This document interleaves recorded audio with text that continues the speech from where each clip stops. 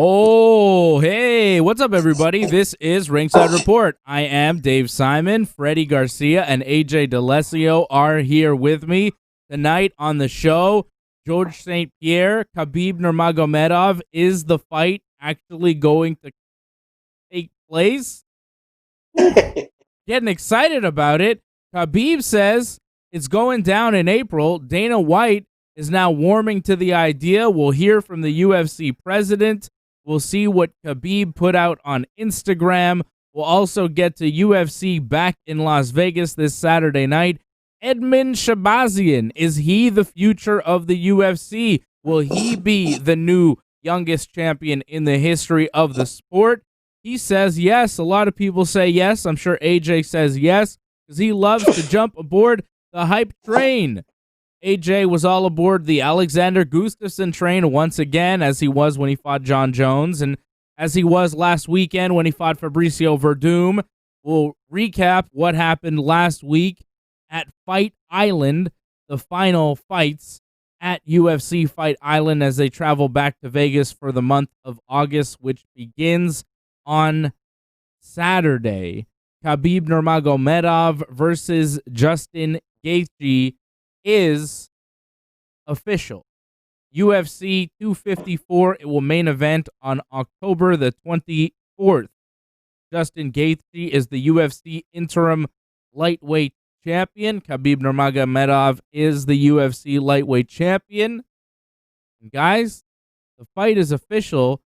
UFC 254. But the big news really is that Khabib and really Dana White now seem to be interested in the idea of fighting George St-Pierre next if they can get through Justin Gaethje. This has always been an issue for GSP, and we'll talk about it. And yes, AJ, I will play the famous clip where I asked GSP at his retirement press conference. You know what? I thought you were going to say you were going to play the famous clip that I've been saying forever. GSP versus Khabib. I thought you were going to play that clip. But well, I said it before. I said it before you did, and I said it to George St-Pierre. So when I said it, it meant a little bit more. And we're going to hear that. We'll hear that in a little bit. We'll also hear from Dana White. But I want to hear from you guys. Welcome to the show, everyone. Thank you to everybody watching us on YouTube. Thank you to everybody watching us on Facebook. Definitely check us out at ringsidereport.net. Thank you to everybody listening to us via podcast. Don't forget to like this video, subscribe to the channel, and when you do, leave a comment.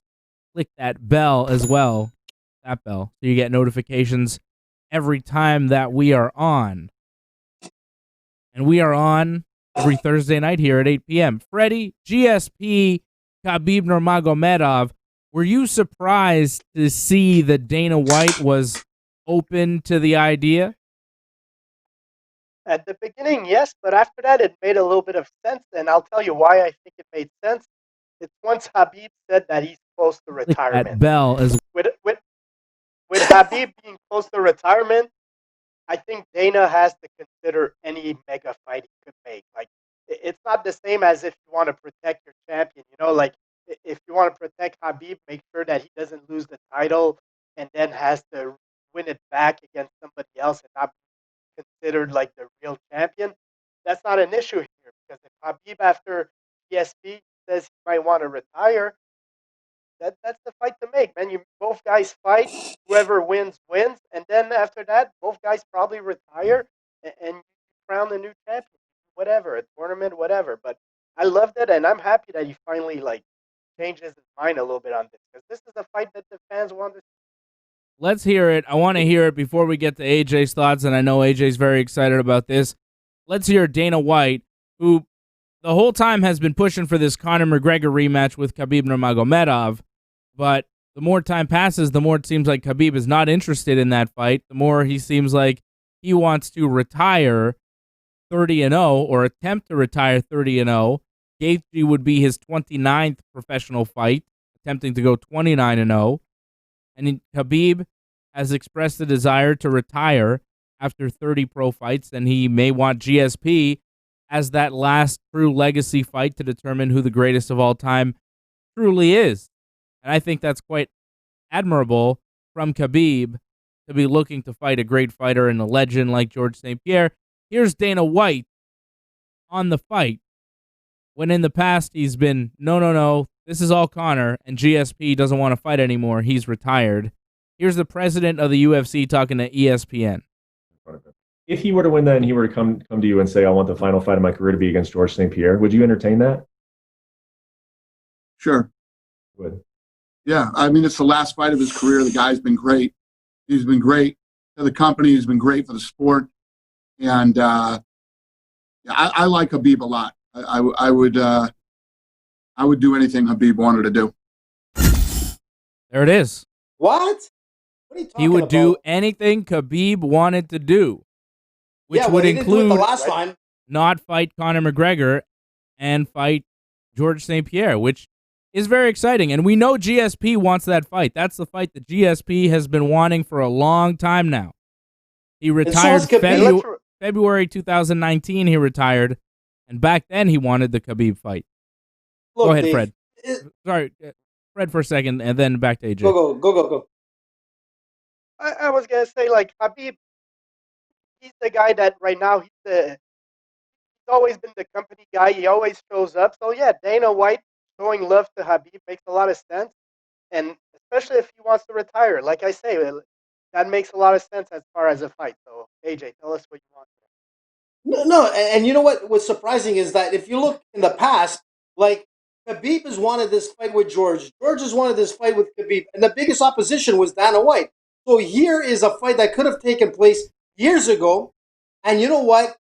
It was ready to be signed, and the deal wasn't signed, and George retired. And in fact, going to Dave's, monologue that he's going to have in a few minutes, when he plays it out, Dave Simon was the guy that asked him that question, and it went around the world. They even made a cartoon on that question. Like, why didn't Dana make that fight? Because he needed to make sure that Khabib went the distance. He needed someone who's going to bring in the cash. Because like he said in the past, George comes and George goes. The only thing now is that if George comes to fight Khabib, it'll take place in 2021, which makes sense because there'll be a crowd. They'll make money from heads on seats and pay-per-views around the world. And the thing is that George is going to be, well, he's 39 now. He's going to be, I think, he'll still be 39 by April. I think his birthday's around that time. Is it, Dave? But either or, what it comes down to is they could have made this fight a long time ago. But you know what? If you look at the odds maker right now, as that was announced, George is the underdog. Really? I'll tell you what. Can I get money on that? Can I get money on that? Let's go. Right now, I'll he's tell an you one underdog thing. at I plus think that 170. changed. It's probably that Khabib put his foot down, and the UFC probably got to their senses and said to themselves, Khabib doesn't want to fight Conor again, so we might as well just move on to something else. Because I'm sure, like, the UFC would still want Khabib to fight Conor. That's a bigger money fight than yes. Yes, huge, but Conor Khabib, I think it is bigger money wise. But if Khabib doesn't want a rematch with Conor, Khabib is a lot about like the prestige, and to him in his head, he completely dominated Conor. So why would he give him a rematch? He doesn't need to do that. Whereas beating GSP, that helps his legacy. So props to Khabib. I would think that Khabib's probably the guy that put his foot down and told to the UFC, I just don't want to fight Conor right now. Yeah, Look, and it makes a lot of sense to me. I just want to show you guys Khabib Nurmagomedov responding to a Joe Rogan Instagram post. This was yesterday. There's Rogan posting, hype about the return of Khabib and Gaethje, and there's Khabib right there. If you could see, October, Justin, and April, GSP. So Khabib is putting it out there. Dana White is putting it out there. George is down with this fight. George wants it. Let me play for you the infamous clip that AJ brings up all the time. When I was at the George St-Pierre retirement show, I knew that George still had a lot of good fighting years ahead of him. I knew that George still wanted to fight, that he was a martial artist forever. and there was money on the table. The proper fight just didn't materialize for GSP. He fought Bisping. He became champion there. He didn't really want to fight Whitaker. He didn't really want to fight Woodley, who was a welterweight champion at the time. He saw Khabib as a great challenge. He saw the McGregor show. He saw what happened there. He wanted to fight the winner of McGregor and Khabib at 155 pounds for the 155-pound world title because he had been the 185 champion. He had been the long-time 170 champion, and he wanted to attempt to not only get a big money fight against a top-level fighter, but become a 3-division champion, which no UFC fighter has ever done.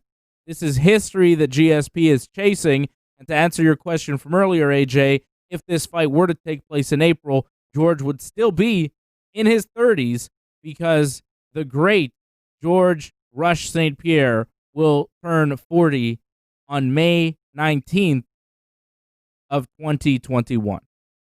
So he'll still be 39 when he fights Khabib in April, hopefully at a packed, well, not Madison Square Garden because, like, coronavirus, maybe Bell Center here in Montreal, or maybe an empty Fight Island arena somewhere. I don't know where this fight could possibly be. We don't know where the Khabib-Gaethje fight is going to be, although I'm guessing it'll be in Abu Dhabi on Fight Island.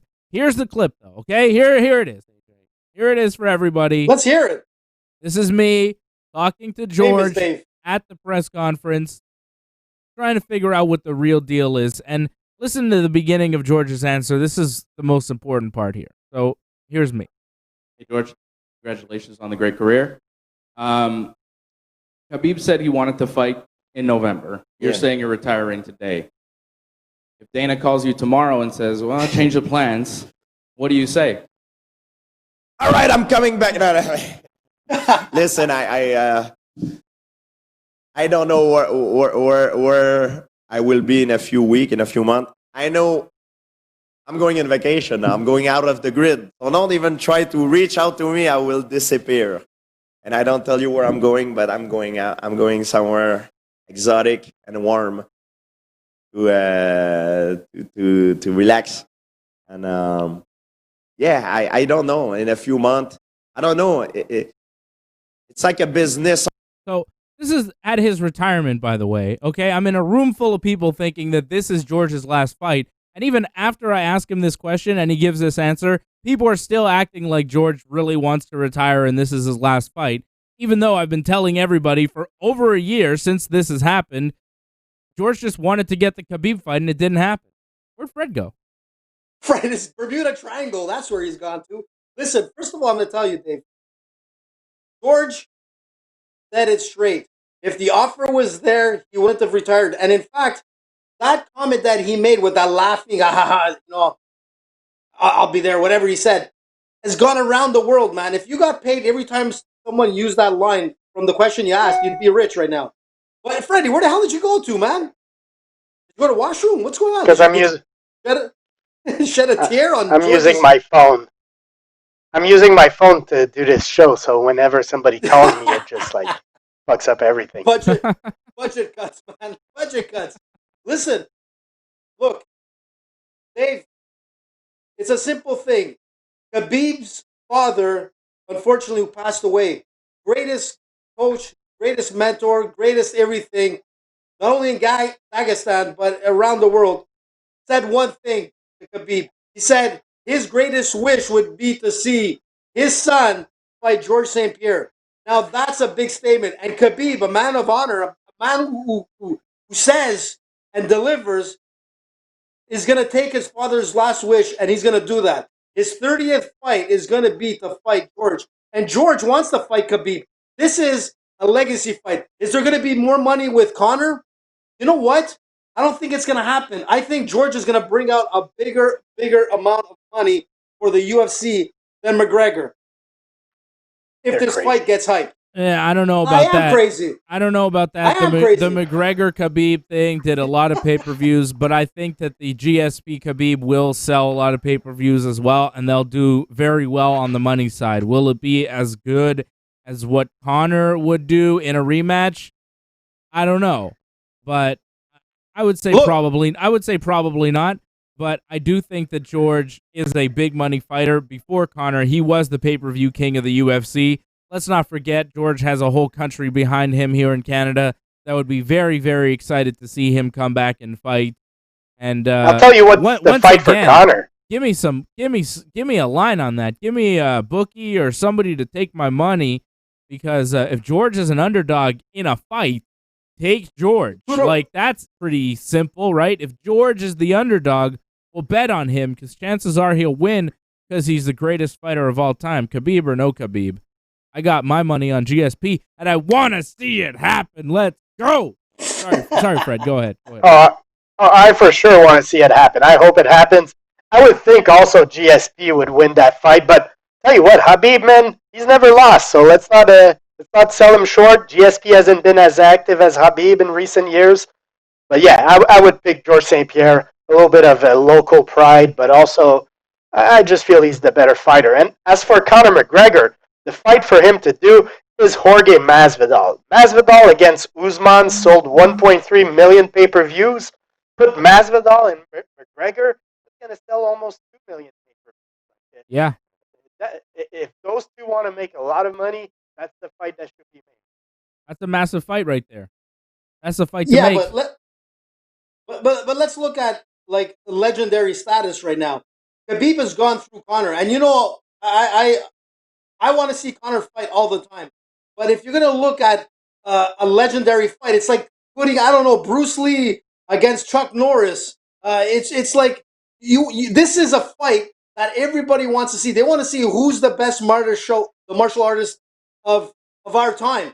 There's two guys right now. There's George and there's Khabib. Whoever wins will be regarded as the best mixed martial artist of our lifetime, dude. And that's what it's going to come down to. All the MMA fans want to see that, I agree. But the casual fans, the people that only watch a couple of fights a year, they want to see McGregor and Masvidal, because this last Masvidal fight against Usman left a lot of them sour, going like, oh, this was boring. That wasn't a real fight and all that. So if you want to get that crowd that only watches like a couple of shows a year, that's the fight to make. Masvidal, McGregor, those two will just bang it in the middle of the cage, and it's going to deliver. Yeah, I agree with you, Fred. Fred, you're breaking up a little bit. You're like coming, I don't know, I'm losing you on your mic or something. AJ, you hearing that with Fred? Yeah, no, he sounds a lot better now. I'll tell you that much. All right. Freddie sounds good on my end here. Oh, but okay. You know what? So I want to correct you on one thing, Dave. Yeah, I want to correct you on one thing. Correct me. You were talking about, because you're saying that George will have a whole country behind him, which is like Canada. But you know what? Yeah. What most people don't realize, George has a huge following in the Philippines. He has a huge following in Japan. Yeah. I mean, he's regarded more important than the prime ministers over there. He's like a celebrity anywhere in the world. When George is going to come to fight, just like he did with Bisping, everybody's coming to watch. Yeah, sure, but I don't know if he's as big a star as Conor McGregor is. Conor McGregor is a household name at this point. I don't know. I think George is a great fighter, and that's the fight for me. That's the fight I want to see more than anything. But hey, Justin Gaethje might beat Khabib, and then this could all be for naught. George St. Pierre plus 210, the underdog. Khabib Nurmagomedov minus 250, the favorite. Those are the betting odds right now in a potential GSP Khabib Nurmagomedov fight. GSP plus 210. But doesn't that make sense to you guys? I could bet on this right now. Yes. Khabib Nurmagomedov minus 245. Justin Gaethje plus 205. It's worth a look at Justin Gaethje. Gaethje might throw a wrench in all this. Like, Gaethje's got this weird style where he's able to take a lot of damage and keep on being dangerous. He could surprise some people. Justin Gaethje's dangerous, man. Look, that's going to be a tough fight for Khabib. There's no doubt about it. But let's not forget, the man is a 28-0 record. He came out and smashed literally everybody. When he says smash, he means smash. And you know what? Justin Gaethje is going to be a tough fight. But there's no way Khabib is not coming out of that with a win. He's coming out for many. He has a heart behind it. He's fighting for his dad, man, that won't be there. There's going to be a lot of emotion for him in this fight. He's coming out as a killer. I'm telling you. If Khabib was good before, he's going to be great now. Mark my words. I think the safe pick is probably Khabib, but I wouldn't bet on Khabib to win that fight, especially at that price. Giving a shout out to everybody watching right now. Mad Dog Vachon, I see you. Patrick C. Hamilton, my man out there. Acme Tunes. He says he likes your facts, and he puts facts in quotations, AJ. He says, I like AJ's facts. Acme Tunes. Laughing. Hey, a little laughing emoji. He's making fun of you, AJ. Okay, anyways, man, that's a big fight. Who do you guys want? Who do you guys have in that fight? The potential fight: GSP versus Khabib Nurmagomedov. Anybody picking Khabib? Anybody picking GSP? Right there, buddy. Who do you guys have? GSP versus Khabib. Who is your pick? Hit us up on that super chat right now. Support the Ringside Report Network. Don't forget to support our sponsors as well. Go to manscaped.com. Use that promo code Ringside20 for 20% off plus free shipping on your order. Manscaped.com, promo code Ringside20. The Lawnmower 3.0. Yeah, I'm good. The Lawnmower 3.0 now available in Canada. A fantastic little razor with a light at the end. Sleek design. Does a great job. We're all using it. We all love it. Go to manscaped.com. Buy yours today. Ringside20 is a promo code for 20% off plus free shipping on your entire Manscaped order. And that is one hell of a deal, brother. And while you're doing it, you're supporting the Ringside Report Network, which is what you should be doing all day, every day. Hit us up on that super chat. Fred's got his crop reviver. His crop is fully revived, you know? His crop was let's see it, Freddie. Fred, show us your crop. Show the fans. Come on, man. No. Dave wants to see the croc crack. Listen, just on another note with Manscaped, I don't know if you know this, but Manscaped signed a major deal with the San Francisco 49ers as the official sponsor for below-the-waist grooming for the 49ers. You know who's going to win the Super Bowl now. They're going to slip and slide to victory. And the cheerleaders are going to love it. There you go. So Manscaped.com. Sure. I don't know. I don't think so. I don't know. Why not? I'm going to say no. I'm going to say half the shit you say you're probably not allowed to say. Did you really ask the cheerleaders? I would love to. Yeah. What? Go ahead. Oh, boy. Don't just spread misinformation. Shout out to Patrick. But it's true. Patrick C. Hamilton hitting us on the super chat with a nice microphone emoji. So thank you, Patrick. Thank you for supporting the Ringside Report Network. Thank you for supporting the sponsors.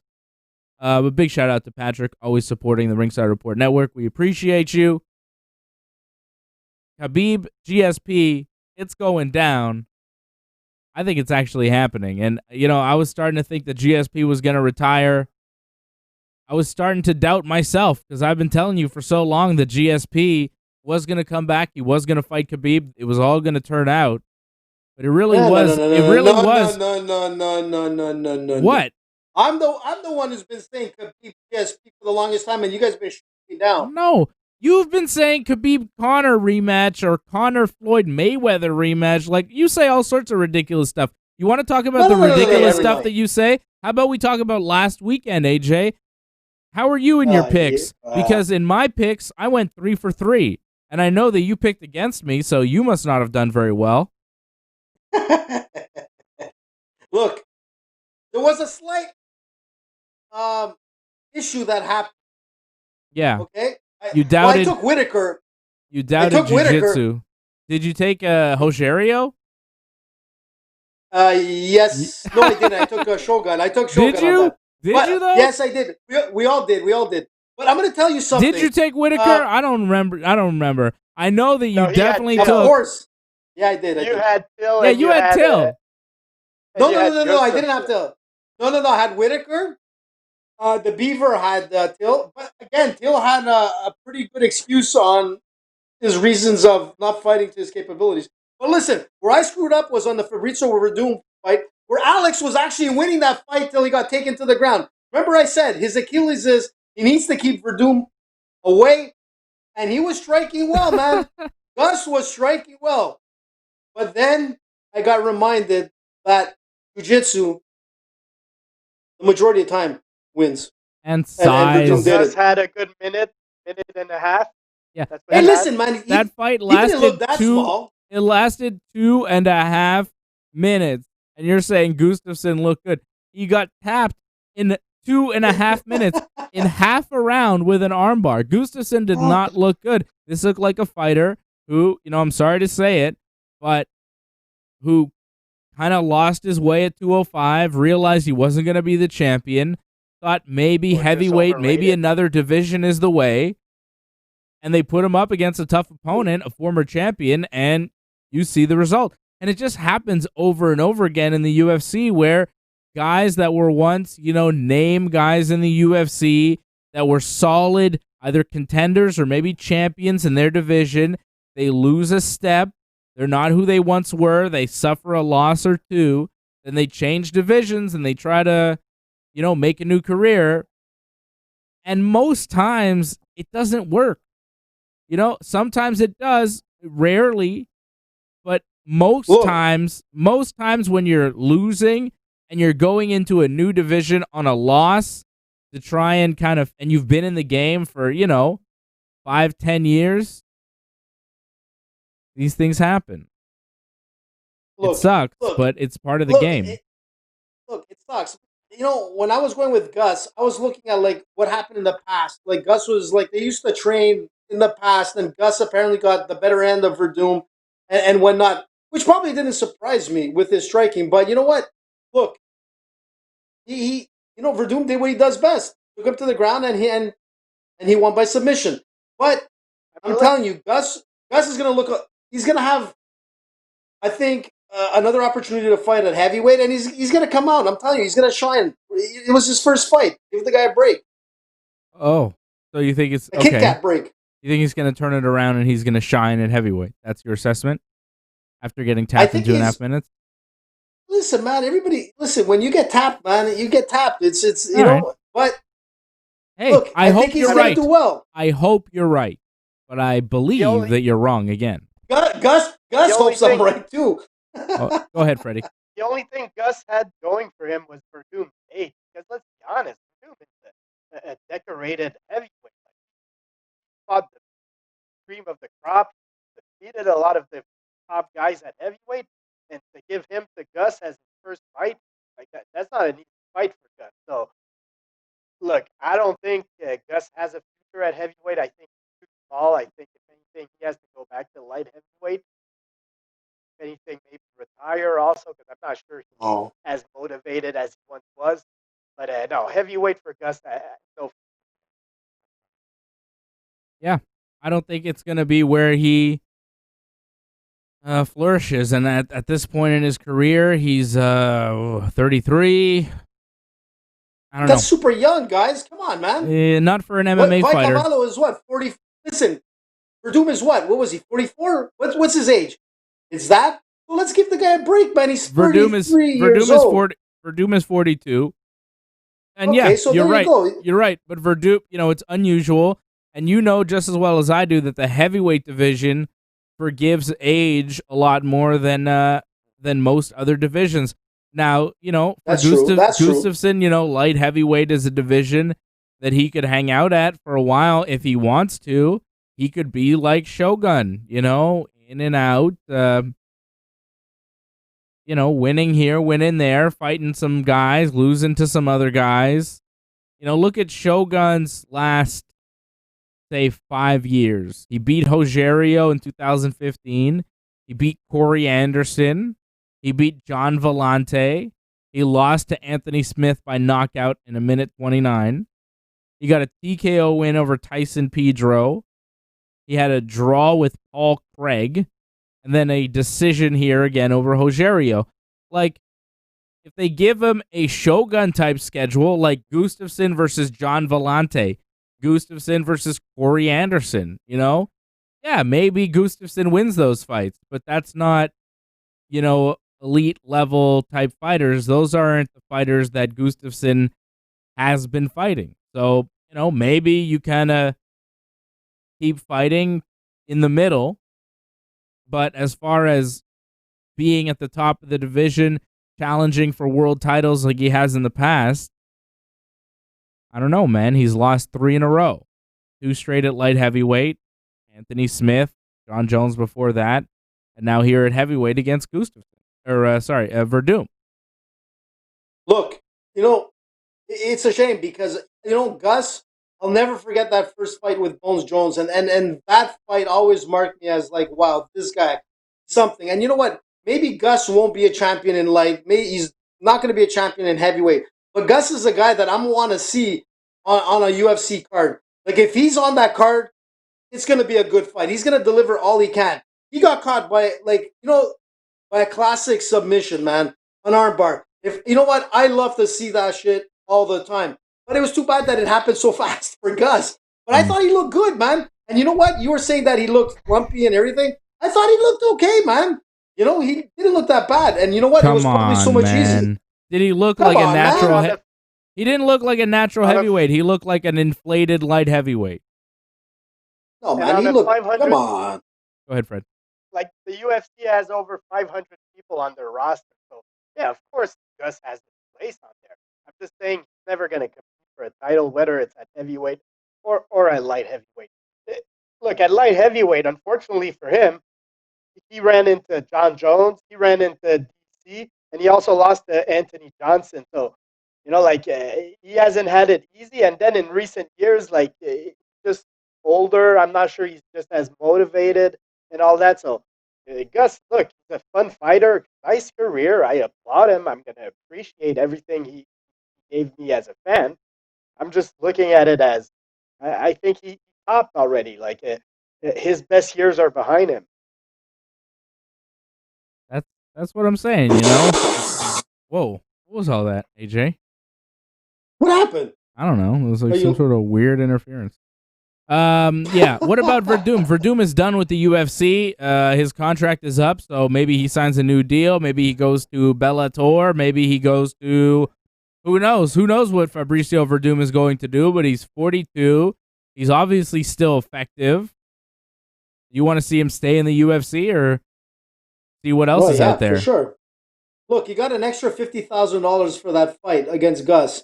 The UFC has treated him. You know what? Where's he going to go to? He's not going to be a champion in heavyweight, but he'll at least have maybe one fight a year. He'll get his payday, and you know what? He retires with the UFC, who's pretty much treated him well. And you know what? Where are you going to go to? Bellator to fight who? Let's be honest. I don't know. Fedor. No. That could be something, No. I don't know. Didn't Fedor retire officially? Fedor's done, right? Come on. I don't think so, man. Give him a chance to beat Verdum. Well, Verdum could go over to Bellator and fight.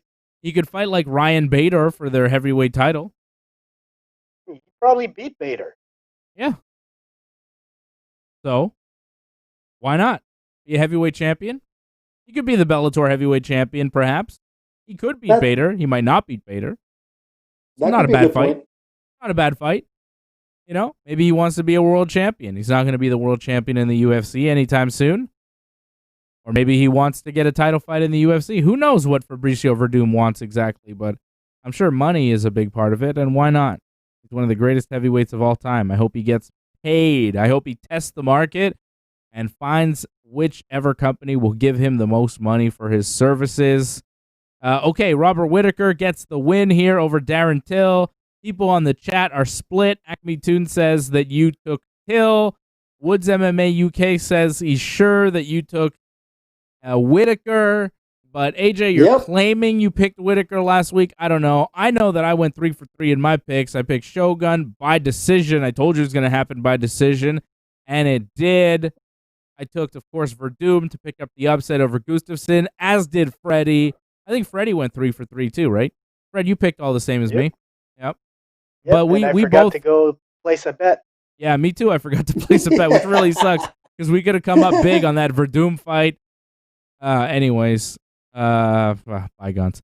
AJ, I'm pretty sure you had Darren Till, but we can always check last week's show and find out for sure. No. Look, he had an opportunity to win that fight. But what happened was this. I chose Whittaker because I said Whittaker's coming back and it's going to be a great fight, which I thought it was a great fight. Okay, you don't have to sell me on the preview. Listen. Hill could have done a lot better if he didn't blow his knee in the second round. And that's exactly what happened. I was saying there's something wrong with the guy's knee, and he blew his MCL. He's going to be out for the next 6 months. He was getting these crazy stomp kicks, which a lot of people are saying they should ban from the UFC, which doesn't make sense because that's a basic martial art karate move, if you ask me.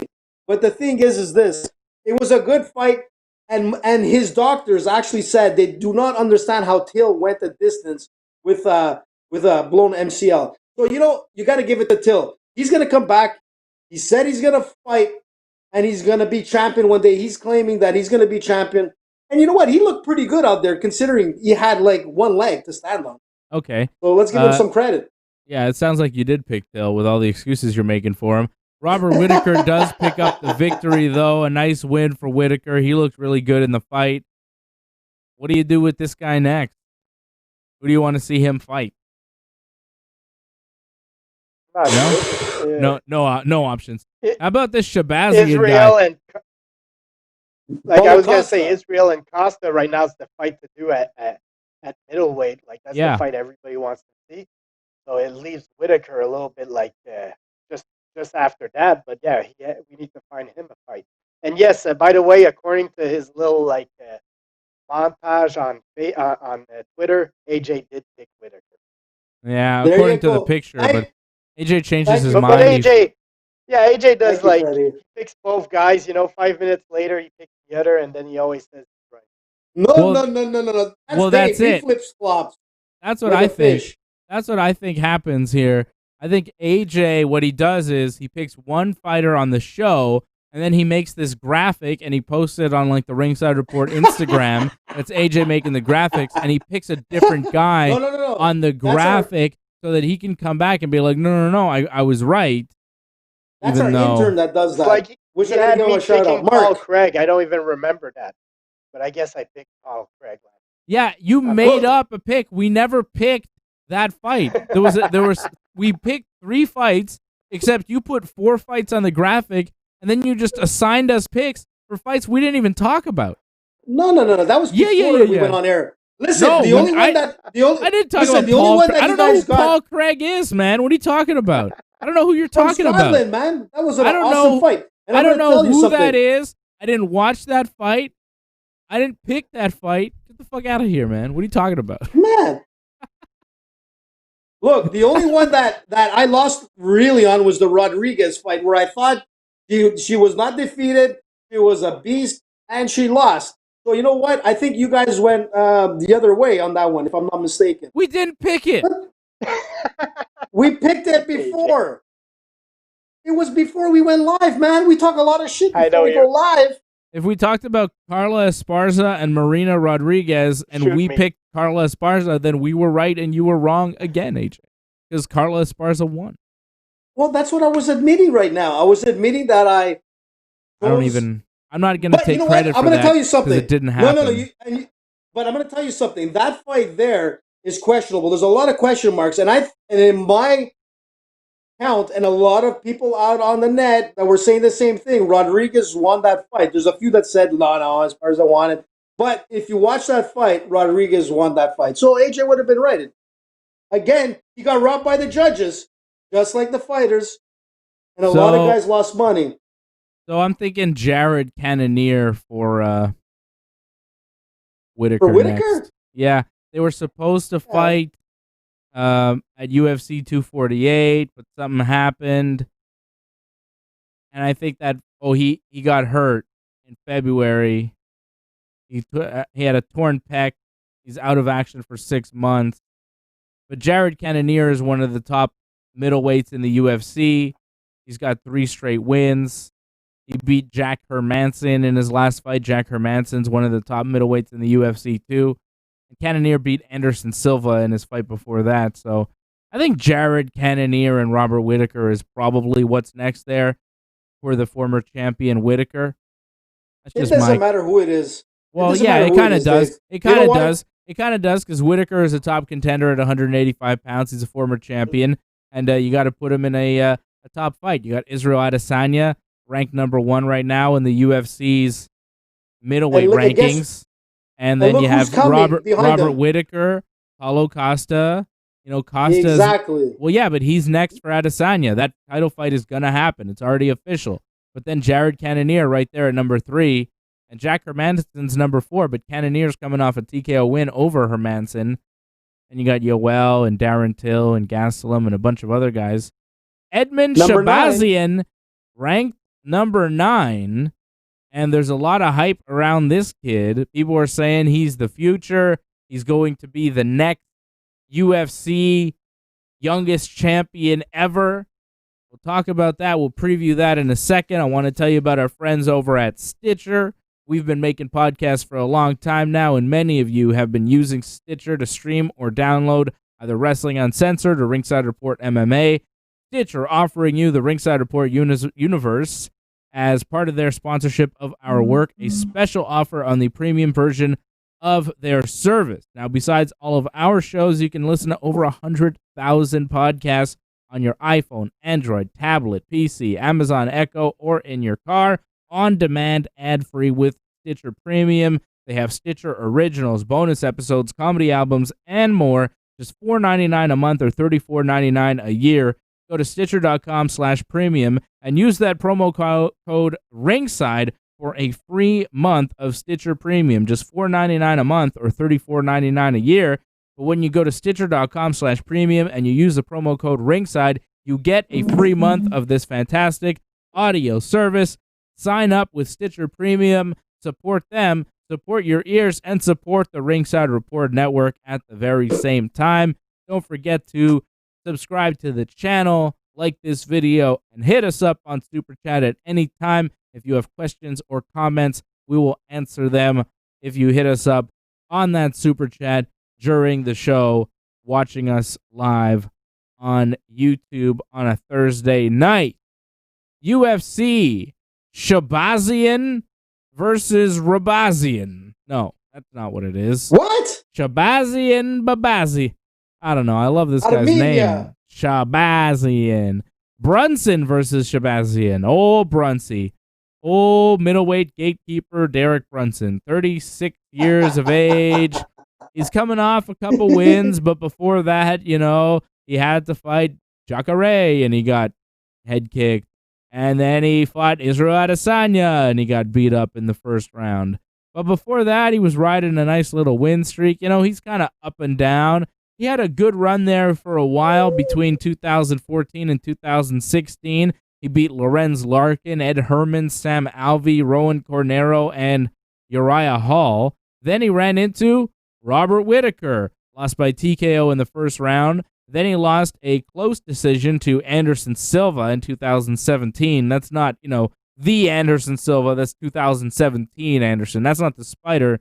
That's the kind of, older guy. Dan Kelly got knocked out by Derek Brunson, and then Lyoto Machida also got knocked out by Derek Brunson. So Brunson was on a roll. Then he walked into Jacare and Israel Adesanya, lost those. But then he beat our old buddy Elias Theodorou by decision, and Ian Heinisch in his last fight, now stepping back up in competition to fight a guy, Edmund Shabazian, who is 22 years of age, 11-0, including 4 straight wins now in the UFC and a knockout with a head kick of Brad Tavares in his last fight.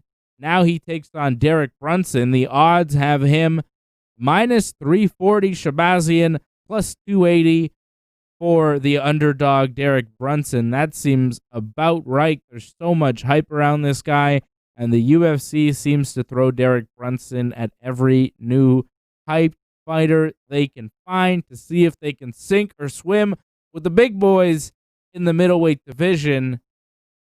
It seems like Shabazian will be able to swim, and I think he probably wins, and he probably knocks out Brunson by TKO, some sort of knockout in the first round. I think Shabazian finishes Brunson in the first. You look at Brunson's history with guys like Shabazian, a lot of hype, good strikers, elite level guys. And Shabazian, according to what everybody's saying, seems to be one of those guys. Robert Whittaker, finished Brunson in the first round. Jacare finished him in the first round. Israel Adesanya finished him in the first round. Brunson can go down early And when he faces elite competition, that's what happens. So I wouldn't bet on this fight going over 2 rounds. I think this one ends in the first by knockout with Shabazian's hand raised when the smoke clears here. A lot of hype around this guy, Shabazian. We'll see what happens. We'll see how big he gets, but I think he's going to get past this test. I think this one, he looked good. The Brad Tavares fight was really impressive. That was an eye opener. And I think we're gonna see this guy climb to the top of the division. I don't know if he'll become champion, but I think he's gonna get to the top 5 of the division pretty quick. I mean, he's 22 years old, and the UFC already has him ranked number 9 in the world. So he's up there, and with a win here, I know we were talking about Cannonier next for Robert Whittaker, but who knows, man? It could be Shabazian Whittaker next. And if Shabazian can beat Whittaker, he could be in line for a title shot. So Edmund Shabazian here with a win over number 8 ranked Derek Brunson could find his way in a title fight in the next, 2 fights. He might be 2 fights away from his title fight here with Israel Adesanya or Paulo Costa. Look, Dave, you said it absolutely right. The guy's an 11-0 record. He's got 9 knockouts. I mean, this guy here, it makes a statement in most of his fight. He's only had 1 decision. That's it. The thing is this. Brunson is going to get knocked out, and I agree with you. It's going to either be in the first or second round. He's going down. And that's the thing. If he beats Brunson, he really has probably the quickest opportunity to fight for a championship belt. And you know what? He said it. And Dana White said it, and Ronda Rousey, as his manager, said it. He wants to break that record of John Jones. And you know what? If this kid is as good as he's been doing, he's 4-0 so far in the UFC, 11-0 in total in MMA. This kid might make something. He's going to make a statement. And his jiu-jitsu is very, very good as well, so let's not forget that. I just realized why you love this kid. Okay, this is a way for somebody to beat a John Jones record. This guy is not fighting John Jones. He's not in the same division as John Jones, but he could take away something from John Jones. So that's probably why AJ just loves him. Oh, I thought you were going to say, Freddie, I thought you were going to say the reason why I like him is because he's Armenian. I thought you were going that route, but yeah, you got a good point there. I didn't, Your family roots also, yeah. But I was going to say, of course he should defeat Derek Brunson. And if he's not impressive, like you say, first round finish, whatever, I would have no problem if he wins a decision where he just destroys Brunson. But I want him to dominate. I don't want him to, like if Brunson is putting him in danger or anything, I'm going to look at him and go, is the hype real? Because, right now, nice knockout against Tavares, but other than that, he fought a bunch of nobody. So let's see. I'm down. I love new prospects, and I'm interested. But he needs to dispose of Derek Brunson.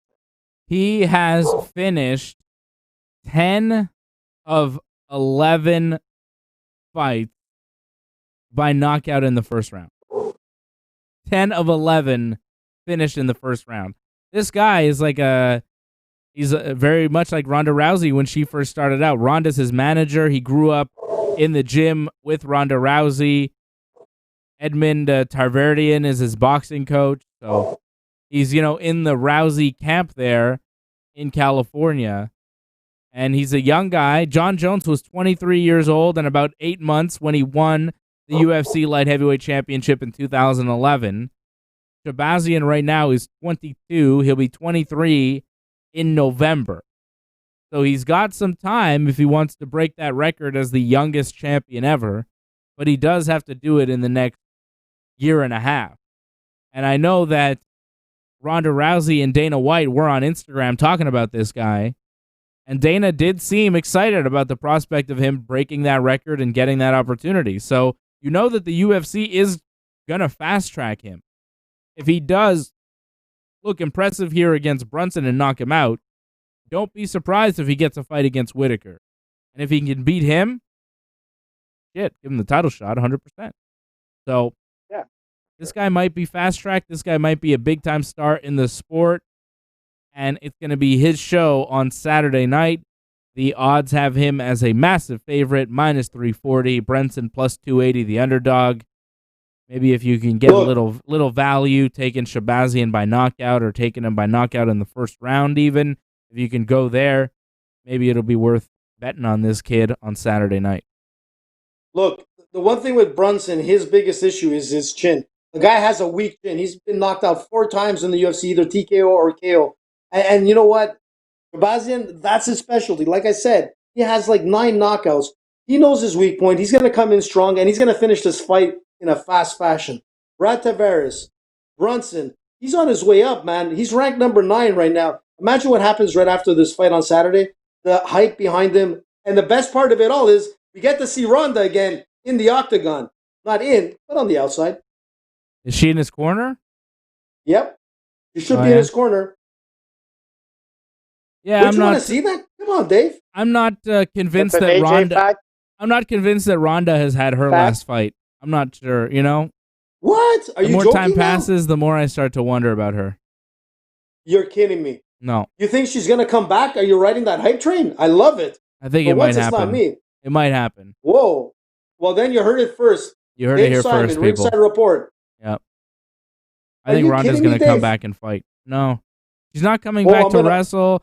She's not wrestling, you know. She's not doing much. And she's talking more about MMA. And, you know, Amanda Nunes is kind of slowly creeping on the way out, maybe. I'm not saying that it's 100% happening, but I would not be surprised whatsoever if Ronda fought again. I could see her fighting again. You know what, Dave? If that happens, I'm going to kiss you on the forehead. Because I've been waiting. I'm going to do it. But after the pandemic. But what we're going to do is, listen, man, who doesn't want to see Ronda fight again, man? It's just like wanting to see George fight again. It's going to be amazing. You know what? Depends on the matchup. Depends on the matchup. But, yeah, I think it would sell a lot of pay-per-views. And if she wins, it would be really big. What was the thing we would say about Ronda? It was that she needed to change gym, she needed to bring more coaches. Has she done any of that? No, I don't think so. No. Why would she come back, man? She's gonna get destroyed. Amanda would destroy her. Like the game has passed her. I'm sorry, Ronda was great for a while, but the game caught up to her, and right now the upper echelon is better than Ronda. Of course, I'm not saying fight Amanda. She has a spot on the UFC, but I don't see her being successful. And Ronda has an ego, so I don't think she wants to come back. Yeah, I agree. I don't think Amanda Nunes is the fight. But Jason Morno Pete just dropped a super chat, and he says, "Fuck it, let's do Rousey versus Tate again." And I would say, yeah, like that's a money fight that you could bring back at any time if you're the UFC and sell just based on, hey, Misha, we're going to give you another shot at Ronda. We know you hate her and you think maybe you could beat her. How about you try? Like, I think it's possible. You throw a ton of money at Misha Tate and Ronda Rousey and you put that in the octagon. Like, something like that, I think is possible. You know, I think something like that might happen with Ronda. Cyborg. And I wouldn't be surprised. Not Cyborg. No, like a winnable fight, Fred. Something winnable that makes sense. Like, if Ronda's going to come back, she's going to come back for a win so she can end her career on a victory. That's how I feel Ronda wants it. Yeah. I don't know. Listen, if that happens, it's going to be a crazy, crazy year, man. George possibly coming back. It's already a crazy year. I think we're past that. Well, it's going to be listen, if Ronda comes back, she'll probably be fighting in April on a card with George St-Pierre. Wouldn't that be crazy? April 2021 at the Montreal Bell Center. Yeah, packed Bell Center. GSP Khabib. Wouldn't that be awesome? Yeah, that'd be great. It's not gonna happen. Joanne Calderwood taking on Jennifer Maia in the co-main event of this thing. It's a women's flyweight bout. Calderwood minus 140, Maia plus 120. The underdog. That makes a lot of sense to me. It's a decent fight. Lando Venata against Bobby Green. Solid fight there, too. Ed Herman taking on Gerald Mearshart. Ed Herman is still fighting. That's my reaction. He's 39. original Team Quest guy. He's been fighting since 2003. His first UFC fight was in 2006. At get this, it was the Ultimate Fighter, of course, middleweight tournament finals that he lost to Kendall Grove. It was on Team Tito Ortiz versus Team Ken Shamrock. That was his debut. That's how long this guy has been fucking fighting in the UFC. Jesus. And he went to Strikeforce for one fight on loan by the UFC, but this guy hasn't even gone anywhere. He's legit been fighting in the UFC since 2006 without leaving the company at any point. And it looks like he's fought pretty much at least once a year over the years, since 2006. He fought twice in 2006, 3 times in 07, a couple times in 08, a couple times in 09, nothing in 2010. I think he got hurt. 2011, he fought a couple times. 2012, 13, 3 times, 14 once, 15 once, 16 twice, 17 once, 18 once, 19 once. He's been slowing down. No, 19 he actually fought twice. God damn, man. And he won. He won 2 in a row in 2019. Good for you, Ed Herman. Fuck yeah. 39 years old. Still kicking ass. Been in the UFC since 2006. Ed Herman plus 140, Gerald Mearshard minus 160. Fuck it, man. Put some money on Ed Herman, man. Short fuse, baby. What about the Lukey fight, man? You didn't mention that with Randy Brown. That's going to be a good one. Who's Lukey? From Brazil. Remember Vincent Lukey? Very good. I would for real put money on Ed Herman. His opponent's coming off a loss. I'll take a look at Ed Herman, man, for real. This guy's fucking old school, man. God bless that, Ed Herman. Lukey? He was on the first UFC in Montreal, right? Yeah. 83? Did he fight it? Yes. Damian Maia. My God. Hey, what the heck? Either I'm dreaming this or whatnot, but did you guys mention something about Shamrock last week or something that what was he doing? Was he I don't know. He wrestled in Impact Wrestling recently. I don't know. Ken Shamrock? Okay. Yeah, I thought one of you guys said he looked like amazing shape or something. He looked in good shape. Physically, he looked good. He didn't move that great in the ring, though. I wasn't too impressed with Ken Shamrock when I saw him wrestle a couple weeks ago for Impact. Okay, guys. Anything else on this card you're interested in? Because I'm not. Lukey and Randy Brown. You're hyped for that, AJ? That's what you want to see? Yeah. Lukey? Yeah, I just want to see him do his finishes. That's it. I like him as a fighter. He's exciting. And that's about it. It's not it's a good card. I mean, you know what? These are the cards that come out and you're... It's not a good card. First of all... It's not a good card. It's all right. Come on. It's not a good card. It was supposed to be Holly Holm and Irene Aldana in the main event, but I think Aldana got COVID, so the new main event is this Shabazian guy against Brunson. If that was a co-main event, okay, but main event, so maybe that's why the hype, look, Shabazian, he has a nice little run and all that, but it seems in the past couple of weeks they want us to know that, they add a little extra mustard to everything about him. So, look, hopefully he lives up to the hype, but on paper, this card is not a great card. Holy shit. I'm just looking at next week's card, guys. Chris Weidman, okay, is supposed to fight this guy, Omari Akhmedov, okay? It's a pick'em right now. The odds are minus 110 on either side. Omari Akhmedov is 32, from Dagestan, 20 wins, 4 losses. He's won 3 straight in the UFC, including a draw. Well, there's a draw, but he's basically just, crushing people. Undefeated since moving to middleweight. And he's fighting Chris Weidman, who is 36 and has struggled a lot. I'm surprised this is a pick'em. I gotta go make a phone call.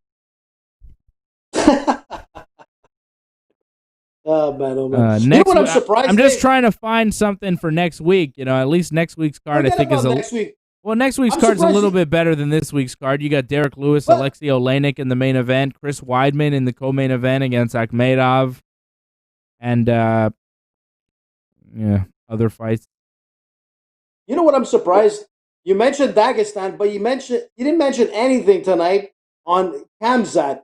Khamzat last week was insane. You know, if we're going to talk about Dagestani fighters and some powerhouses that are coming, he's one of them. I'm surprised you didn't mention anything about him. And that whole thing I sent you about him going to Ireland and getting arrested because he wanted to go, I don't know what he wanted to do, kill or fight Connor. And he literally flew to Ireland and did get arrested. And this guy here That doesn't is make coming sense. off of. I think know, he's bud, weird. I know. I think he's weird, man. He's a weird guy. I don't really want to give him too much play. Like, he won a couple fights. He won a couple fights in a couple weeks. Cool. Dude, he fought in 10 days. He's won 2 of them, like, in record time. The guy is a beast.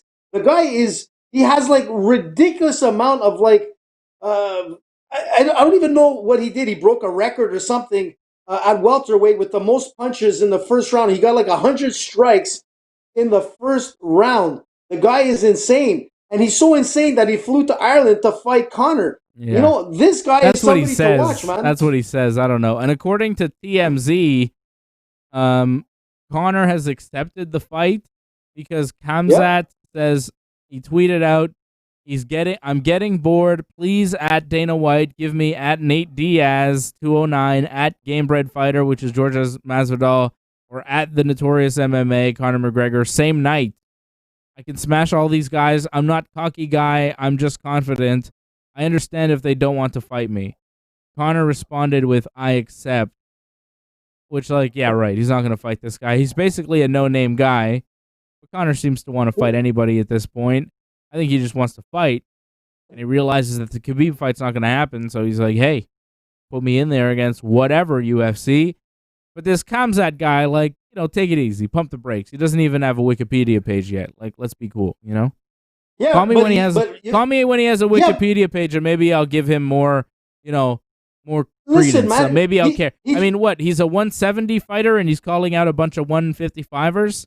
He fights at 170 pounds, and he's not even ranked in the top 15 in the UFC. Like, let's pump the brakes on this guy. Like, I understand he's talking a lot of shit, and he won 2 fights in a short amount of time, but he didn't really beat anybody, and he's not in the top 15 at 170 pounds. So until he gets there, until he gets in the top 15 and a Wikipedia page, I don't want to hear that this guy is the next, you know, whatever. You want to tell me about this other guy at 185, Shabazian?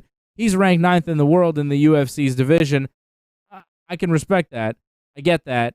And he's beat some people. You know, Brad Tavares is legit. Yeah, Call me when Khamzat gets a Wikipedia page. Also, Listen, Edmund has a Wikipedia page, I think.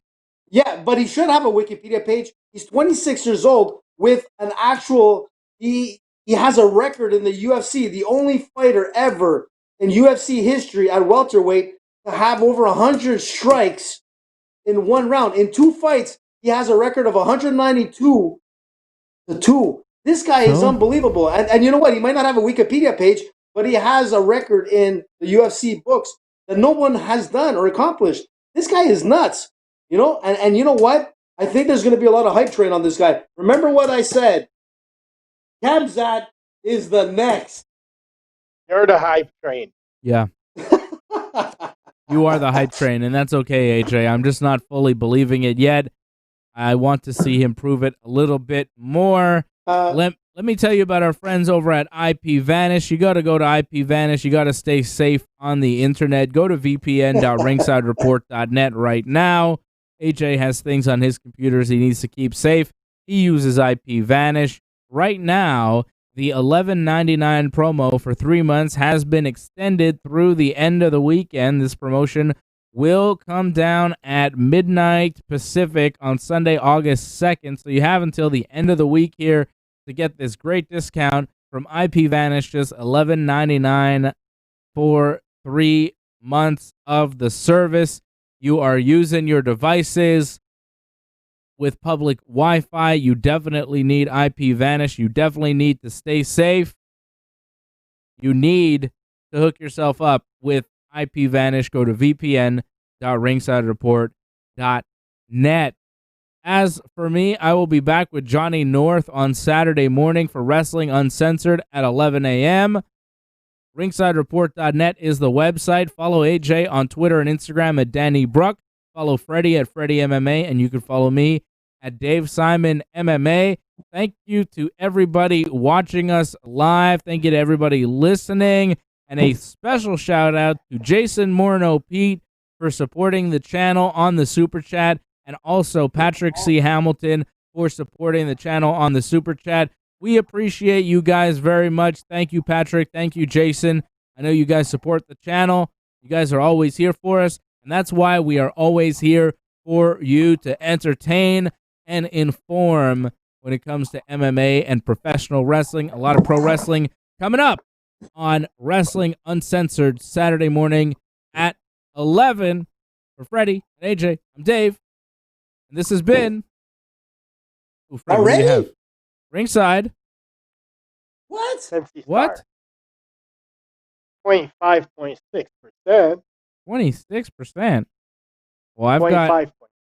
25.6. I've got Headband. I've got like something even better, guys. Headband is 24.7%, but this is a sativa. Is that an indica, Fred? Cincy Star? Yeah. Yeah, see, this is a sativa at 24.7%. That's big time. And this has been Ringside Port. Port. Report.